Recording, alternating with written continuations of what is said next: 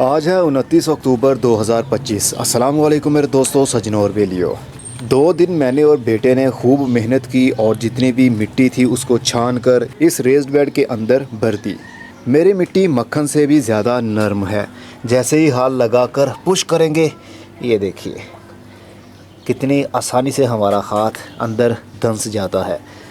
बिल्कुल छनी हुई मिट्टी, एक भी पत्थर हमने नहीं छोड़ा। अब इस मिट्टी के अंदर हमें कैल्शियम ऐड करना पड़ेगा, हमें पोटेशियम ऐड करना पड़ेगा। उसके लिए हम चूने का इस्तेमाल करने वाले हैं और लकड़ी की या कोयलों की राख का इस्तेमाल करने वाले हैं।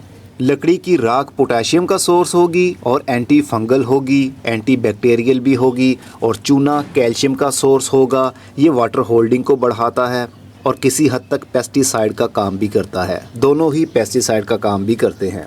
मिट्टी के अंदर ज़्यादा कीड़ों को पनपने नहीं देंगे और कैल्शियम भी मिट्टी के अंदर शामिल हो जाएगा, जो वक्त के साथ साथ पानी लगने की वजह से डिकम्पोज होता रहेगा और पौधे को अवेलेबल फॉर्म में मिलता रहेगा। और थोड़ी सी पत्ती जो हमारे किचन से बची उसको भी हम इस मिट्टी के अंदर मिक्स कर देंगे। पत्ती के अंदर रिच नाइट्रोजन होती है जो पौधों की ग्रीन ग्रोथ के लिए बहुत ज़बरदस्त है।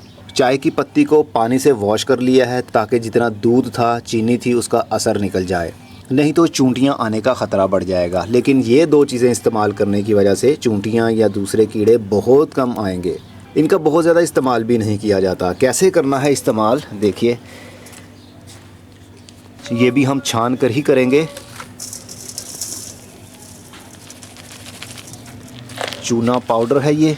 चूना पाउडर आपको किसी पान वाली दुकान से भी जाएंगे ना, वहाँ से भी मिल जाएगा। अब मिट्टी के सरफेस के ऊपर हम इस तरह इसको फैलाते जाएंगे। हमने ये बारीक किया हुआ ही लेना है चूना।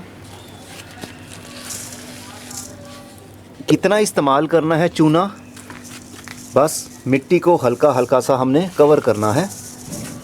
जैसे आटे में नमक होता है ना, बिल्कुल उतना ही, क्योंकि ये हाई एल्कालाइन भी होता है। अगर मिट्टी बहुत ज़्यादा एल्कालाइन हो जाएगी तो आपके पौधों की ग्रोथ रुकना शुरू हो जाएगी, उसके ऊपर फल नहीं लगेगा। और ऐसे ही राख को हम लेंगे। इसके अंदर कोयले भी हैं, इसीलिए छान रहा हूँ मैं।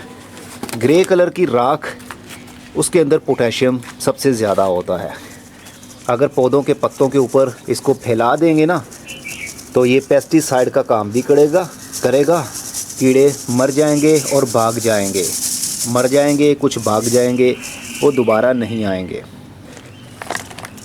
मैं सारी राख इस्तेमाल कर लेता हूँ क्योंकि मुझे ज़रूरत है इस वक्त हाई पोटेशियम की, हाई कैल्शियम की, क्योंकि इसके अंदर टमाटर के पौधे भी लगेंगे और भी सब्ज़ी वाले पौधे लगेंगे।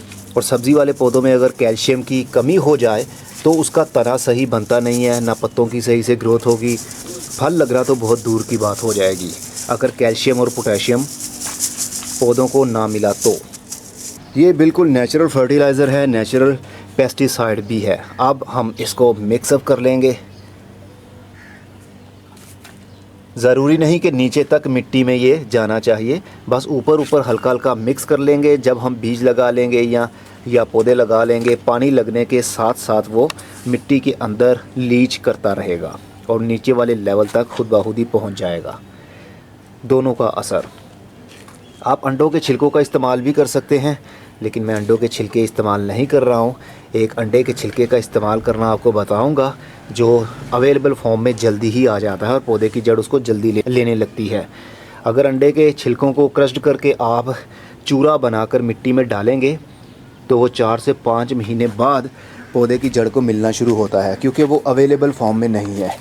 अवेलेबल फॉर्म में कैसे बनाना है जल्दी ही आपको बताऊंगा, क्योंकि अब सारे का सारा फोकस और सारे का सारा कंटेंट वेजिटेबल के ऊपर ही आता है। तो इसलिए हम वेजिटेबल को उगाने के तरीके, खादों के तरीके, पेस्टिसाइड के तरीके ये वक्त के साथ साथ सीखते रहेंगे। अभी इस मिट्टी के अंदर हल्का हल्का सा मॉइस्चर भी मौजूद है। अब ये मिक्स करने के बाद इसमें पानी डालूँगा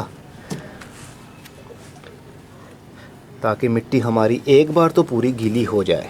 फिर हम देखेंगे कौन से बीज लगाने हैं या फिर कौन से पौधों को यहाँ पर ट्रांसप्लांट करना है। कुछ टमाटर के पौधे भी करूँगा मैं और दूसरे कुछ पौधे भी हैं।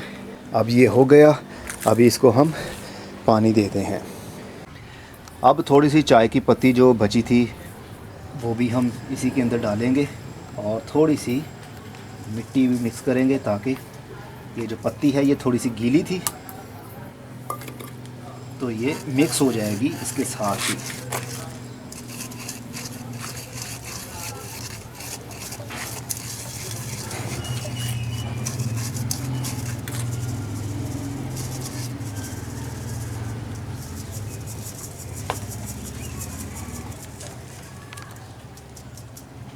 अब हम इस क्यारी के अंदर पानी भर देंगे।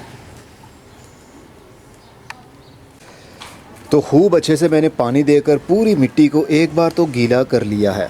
अब 1 या 1.5 घंटे के बाद हल्की हल्की मैं इसकी गोडी करूँगा और जो भी लगाना हुआ वो लगाना शुरू कर दूँगा। लेकिन आप लोगों की राय भी चाहिए मुझे कि इस क्यारी के अंदर कौन से सब्ज़ी वाले पौधे होने चाहिए।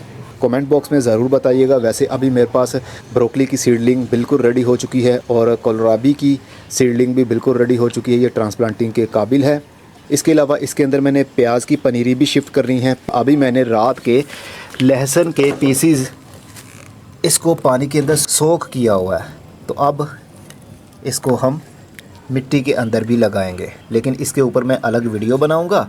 और इसके अलावा आप लोग मुझे बताइएगा कि इसके अंदर कौन सी सब्ज़ी लगानी चाहिए। वैसे अभी मेरे पास बहुत सारे टमाटर की पनीरी भी तैयार है। देखिए बहुत ज़्यादा टमाटर के पौधे हैं, ये भी पौधे हैं और अभी परसों मैंने और भी बीज लगा दिए हैं टमाटर के।